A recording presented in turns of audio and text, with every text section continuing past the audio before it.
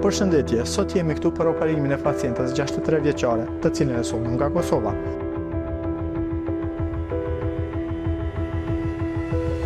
Pas bërjes së kontrollave të nevojshme, pacientin e përgatitëm për operacion.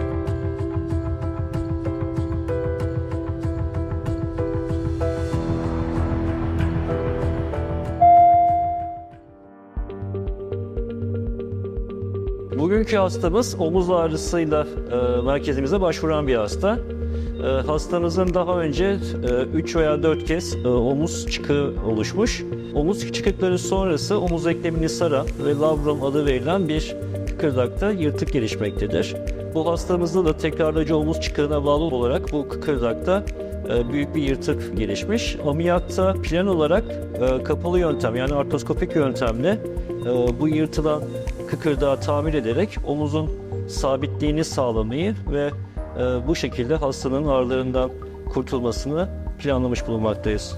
Pacientës së operuar sot ju urojmë shëndet dhe lumturi në jetë. Ne si Klinika Sierra Medical jemi mirënjohës pacientëve tonë për besimin e treguar